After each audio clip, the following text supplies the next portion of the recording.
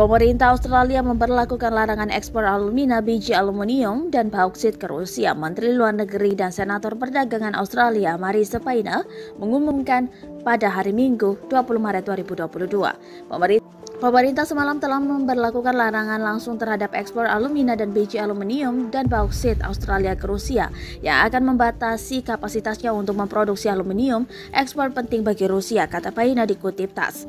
Dalam pernyataannya, Menteri menekankan bahwa larangan ekspor bahan baku Australia untuk produksi aluminium akan memiliki masukan penting ke dalam industri persenjataan Rusia serta sektor otomotif, kedirgantaraan, pengemasan mesin, dan konstruksi.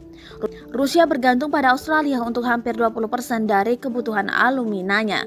Kata Menteri seraya mencatat bahwa pemerintah akan bekerja sama dengan eksportir dan badan puncak yang akan terpengaruh oleh larangan tersebut untuk menemukan pasar baru dan memperluas pasar yang ada. Pihak berwenang Australia akan mengirim setidaknya 70.000 ton batu bara termal ke Ukraina untuk memastikan keamanan energi negara itu, Paine mengumumkan. Menurutnya, batu bara Australia yang dipasok oleh perusahaan pertambangan batu bara terbesar di negara itu, Whitehaven Coal. Terima kasih sudah nonton. Jangan lupa like, subscribe, dan share ya.